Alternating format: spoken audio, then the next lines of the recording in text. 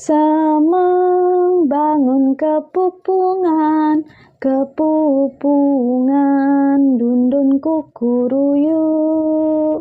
Suryane subemekenyung, bangun cening, goake ngelingkung, kungkung, goak maling, kungkung, goak maling, kungkung.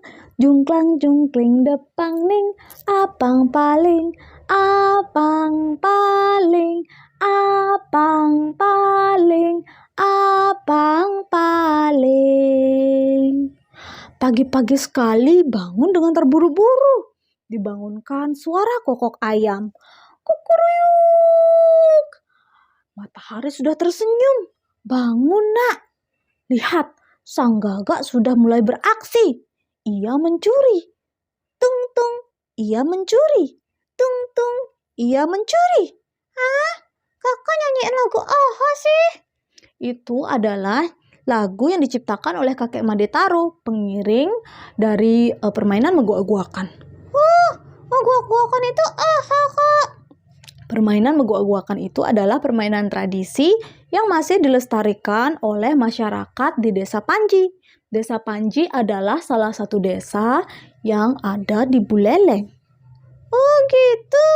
Kenapa dilestarikan? Karena itu diciptakan oleh Ki Barak Panji Sakti, yaitu Raja Buleleng pertama. Permainan itu menceritakan atau merayakan tentang kemenangan dan juga hari baru. Oh gitu. Ceritain aku dong sejarahnya, Kak. Kenapa permainan itu bisa jadi permainan? Oke, gini ceritanya.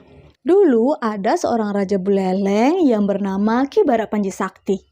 Dari semenjak dia kecil, ubun-ubunnya bisa mengeluarkan cahaya merah.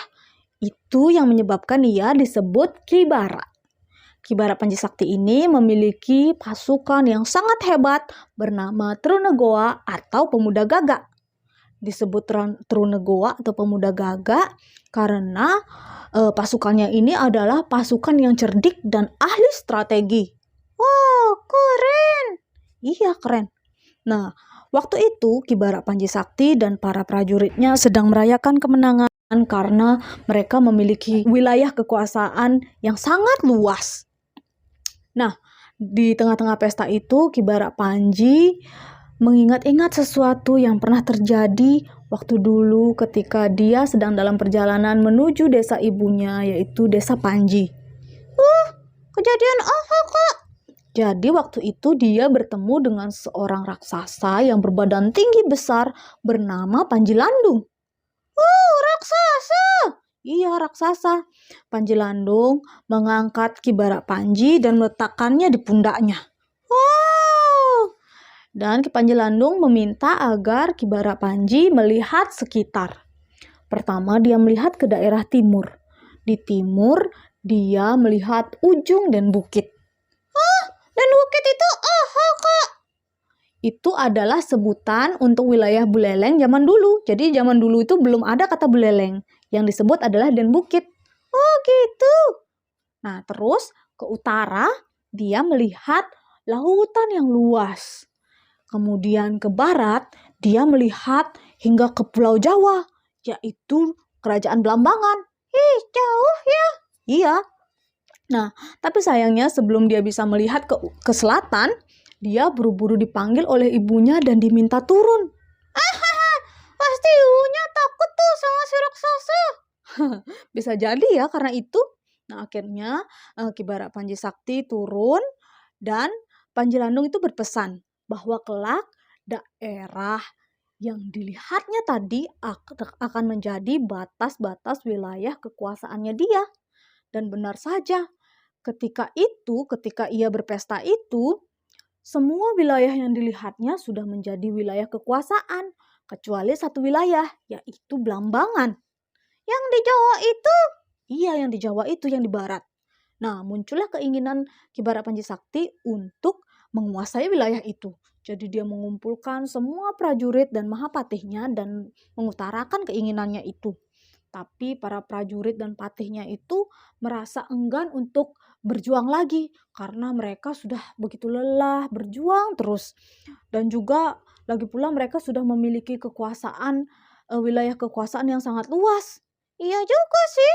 Terus gimana Kak? Akhirnya mereka terus bernegosiasi. Tapi yang namanya keinginan seorang raja itu pantang sekali untuk diurungkan. Jadi sang raja memikirkan ide untuk mempengaruhi para prajurit dan mahapatihnya. Dia menciptakan sebuah permainan yang bernama menguak-guakan. Oh, gimana permainannya itu, Kak? Jadi, nanti akan ada orang yang menjadi gagak atau guak. Dan orang-orang yang lainnya akan menjadi ular, membentuk barisan dan memegang pundak satu sama lain. Nanti tugas si gagak adalah menangkap ekor si ular. Dan peraturannya adalah siapa yang kalah harus mengikuti perintah yang menang. Jadi Ki Barak Panji Sakti berperan sebagai gagak dan para prajuritnya berperan sebagai ular itu. Mereka bermain berkali-kali, tapi raja kalah terus. Aduh, kasihan. Iya. Jadi, karena kekalahan raja itu, akhirnya para prajurit mengutarakan keinginannya dan mereka mendapatkan apapun. Pertama, ada yang meminta rumah, ada yang meminta tanah, ada yang meminta kebun, ada juga yang meminta perhiasan-perhiasan mahal. Wah, kalau aku ada di sana, aku pasti minta coklat. Coklat aja? Iya, coklat aja. Soalnya aku suka coklat. Oke, kayaknya bisa deh kalau coklat aja. Asik. Nah, setelah berkali-kali kalah, akhirnya ketika di permainan terakhir, raja pun menang. Dan karena dia menang, dia mengutarakan keinginannya. Jika Bulan tahu nggak keinginan raja itu apa? Apa ya? Coklat? Ya Kak ya? Bukan, itu sih keinginan Jika Bulan untuk dapat coklat. Iya juga sih. Terus apa ya? Langgongan? Iya, betul sekali. Dia meminta untuk menguasai Blambangan. Ya, karena itu adalah permohonan dari yang menang dan para prajurit itu setia pada janjinya, akhirnya mereka mau membantu untuk menguasai Blambangan. Akhirnya mereka mempersiapkan strategi dan berlatih terus untuk menyerang Blambangan. Terus gimana? Akhirnya ketika mereka sudah siap, mereka pun pergi ke Blambangan. Dan setelah usaha yang cukup sengit, akhirnya mereka bisa menguasai Blambangan. Wih, keren! Setelah itu, mereka pulang dan merayakan kemenangan dengan memainkan permainan itu lagi.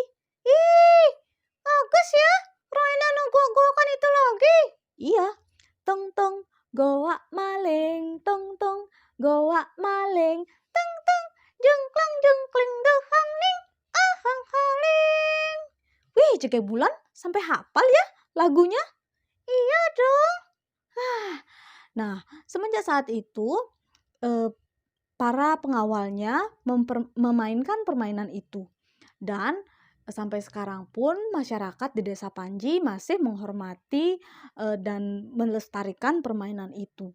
Dia dipentaskan sehari setelah Hari Raya Nyepi. Oh gitu. Aku harus nonton nih ke sana. Iya, harus nonton. Nah, itulah akhir ceritanya bagaimana asal-usul tradisi atau permainan meguak-guakan. Terima kasih ya. Terima kasih ya Kak. Sama-sama.